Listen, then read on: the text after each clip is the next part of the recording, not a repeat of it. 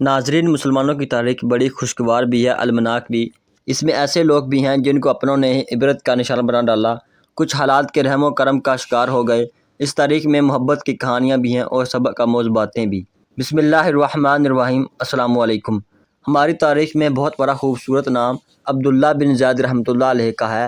آپ نے ساری زندگی نکاح نہیں کیا، جوانی گزر گئی، بڑھاپا آیا۔ ایک دن بیٹے حدیث مبارکہ پڑھ رہے تھے تو اس میں نبی اکرم صلی اللہ علیہ وسلم کا فرمان پڑھا، جس کا مفہوم یہ تھا کہ جنت میں کوئی اکیلا نہیں ہوگا جو نکاح کی عمر میں نہیں پہنچا، یا پہنچا بھی تو کسی وجہ سے نہیں ہوا، اور وہ مسلمان ہی مرا تو اللہ مسلمان مردوں اور عورتوں کا جنت میں آپس میں نکاح کر دے گا۔ جب یہ حدیث پاک پڑھی تو دل میں خیال آیا کہ یہاں تو نکاح نہیں کیا تو جنت میں ہونا ہی ہونا ہے، تو جنت میں میری بیوی کون ہوگی؟ دعا کی کہ یا اللہ مجھے دکھا تو صحیح، جنت میں میری بیوی کون ہوگی؟ پہلی رات دعا قبول نہیں ہوئی، دوسری رات بھی دعا قبول نہیں ہوئی، تیسری رات دعا قبول ہو گئی۔ خواب میں کیا دیکھتے ہیں؟ کالے رنگ کی عورت ہے، حضرت بلال حبشی کے دیس کی رہنے والی، حبشہ کے دیس کی، اور وہ کیا کہتی ہے کہ میں ممونہ ولید ہوں اور میں بصرہ میں رہتی ہوں۔ پتہ مل گیا، آنکھ کھلی، حضرت کی تہجد کا وقت تھا، نوافل پڑھے، نماز فجر باجماعت ادا کی اور سواری لے کر حضرت عبداللہ بن زید بصری گئے۔ وہاں لوگوں نے بڑا استقبال کیا، حضرت کا نام ہی بہت بڑا تھا۔ بٹھا کر پوچھا، حضرت بتائے بغیر کیسے آنا ہوا؟ خیر تو ہے؟ آپ نے پوچھا، یار یہ تو بتاؤ یہاں کوئی میمونہ ولید رہتی ہے؟ لوگوں نے حیران ہو کر پوچھا، حضرت آپ اتنے دور سے چل کر میمونہ ولید سے ملنے آئے ہیں؟ آپ نے فرمایا، کیوں اس سے کوئی نہیں مل سکتا؟ نہیں حضور، وہ تو دیوانی ہے، لوگ اسے پتھر مارتے ہیں۔ حضور نے پوچھا، کیوں مارتے ہیں؟ حضور، کام ہی ایسے کرتی ہے، کوئی رو رہا ہو تو اسے دیکھ کر ہنسنے لگتی ہے، اور کوئی ہنس رہا ہو تو رونا شروع کر دیتی ہے، اور وہ اجرت پر پیسے لے کر لوگوں کی بکریاں چراتی ہیں۔ آج بھی وہ ہماری بکریاں لے کر جنگل میں گئی ہیں، آپ آرام فرمائیں، عصر کے بعد آ جائے گی، آپ مل لیجئے گا۔ حضرت نے فرمایا، عصر کس نے دیکھی، کہاں وہ کس سمت گئی ہے؟ لوگوں نے کہا، حضور جنگل نہ جائیں، بہت خوفناک جنگل ہے۔ آپ نے فرمایا، بتاؤ کس طرف گئی ہے؟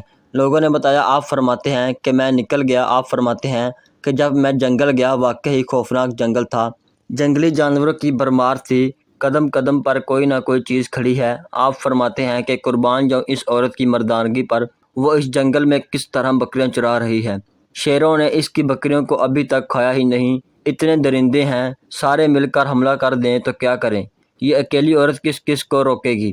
خیر، آپ فرماتے ہیں کہ وہ جگہ جہاں لوگوں نے مجھے بتائی تھی، میں وہاں پہنچ گیا۔ جب میں وہاں پہنچا تو منظر دیکھ کر میں حیران رہ گیا، دو حیران کر دینے والے منظر تھے۔ پہلا یہ کہ میمونہ ولید رحمۃ اللہ علیہ بکریاں نہیں چرا رہی تھی، بلکہ اس جنگل میں جائے نماز بچھا کر نوافل پڑھ رہی تھی۔ پر بکریاں چرانا تو بہانہ تھا، یہ تو بہانہ تھا کنارہ کشی کا۔ لوگ یہی سمجھتے تھے میمونہ سارا دن بکریاں چراتی ہیں، لیکن میمونہ بکریاں نہیں چرا رہی تھی۔ دوسرا کیا دیکھا کہ میمونہ تو نماز پڑھ رہی ہیں، پھر بکریاں کون چرا رہا ہے؟ بکریاں تو ایک جگہ نہیں رکھتی، کہیں ادھر جاتی ہیں، کہیں ادھر جاتی ہیں۔ آپ فرماتے ہیں کہ میمونہ نماز پڑھ رہی تھی اور شیر بکریاں چرا رہے ہیں، بکریاں چر رہی ہیں، شیر ان کے ارد گرد گھوم رہے ہیں۔ اگر کوئی بکری بھاگتی ہے، اس کی فطرت ہے شرارت کرنا، تو شیر اسے پکڑ کر واپس لے آتا ہے، لیکن کہتا کچھ نہیں۔ آپ فرماتے ہیں، میں حیران پریشان کھڑا تھا کہ یہ کیسے ہو گیا ہے، یہ فطرت کیسے بدل گئی؟ لوگ کہتے ہیں فطرت نہیں بدلی، یہ شیروں اور بکریوں میں یاری کیسے ہو گئی؟ آپ فرماتے ہیں، میں دنگ حیران و پریشان کھڑا ہوں، مجھے نہیں پتا کہ کب میمونہ ولید نے نماز ختم کر دی اور مجھے مخاطب کر کے کہتی ہیں، اے عبداللہ، ملنے کا وعدہ تو جنت میں تھا، آپ یہاں آ گئے۔ آپ فرماتے ہیں، میں حیران رہ گیا، اس سے پہلے تو ملاقات بھی نہیں ہوئی، تو حضرت میمونہ ولید کو میرا نام کیسے پتہ چل گیا؟ تو آپ فرماتے ہیں کہ میں نے حضرت میمونہ ولید رحمۃ اللہ علیہ سے سوال کیا، اس سے پہلے ہماری ملاقات نہیں ہوئی تو میرا نام کیسے پتہ چلا؟ آپ کو تو جواب کیا ملا؟ حضرت میمونہ ولید رحمۃ اللہ علیہ فرماتی ہیں، عبداللہ، جس اللہ نے رات کو تجھے میرے بارے میں بتایا ہے، اس اللہ نے مجھے آپ کے بارے میں بتایا ہے۔ آپ فرماتے ہیں کہ جس چیز نے مجھے سب سے زیادہ حیران کیا وہ یہ تھا کہ یہ فطرت کیسے بدلی۔ میں نے حضرت میمونہ رحمۃ اللہ علیہ سے پوچھا، آپ یہ تو بتاؤ، یہ شیروں نے بکریوں کے ساتھ یاری کیسے کر لی؟ یہ تو غذا ہے ان کی، اگر شیر بکریوں کے ساتھ یاری لگائے گا تو کھائے گا، کیا یہ کیسے معاملہ ہو گیا؟ تو حضرت میمونہ ولید رحمۃ اللہ علیہ فرماتی ہیں، جب سے میں نے رب سے صلح کر لی ہے اس دن سے ان شیروں نے بھی میری بکریوں کے ساتھ صلح کر لی ہے۔ تم ہی بتاؤ کیا یہ رب کے لیے ممکن نہیں؟ اب تم جاؤ۔ اس نے مضبوط لہجے میں کہا، میری التجا ہے کہ دوبارہ یہاں کبھی نہ آنا اور کسی کو میرے بارے کچھ نہ کہنا۔ عبداللہ میرے ساتھ وعدہ کرو۔ عبداللہ بن زید نے مسکرا کر سر بات میں ہلایا اور نمنیدہ آنکھوں کے ساتھ وہاں سے لوٹ آئے۔ وہ سوچ رہے تھے جو اللہ سے دوستی کر لیتا ہے اس کے لیے ناممکن بھی ممکن ہو جاتا ہے۔ میمونہ ولید کے مثال ان کے سامنے تھی، کیسے شیر بکریوں کی حفاظت کر رہے تھے۔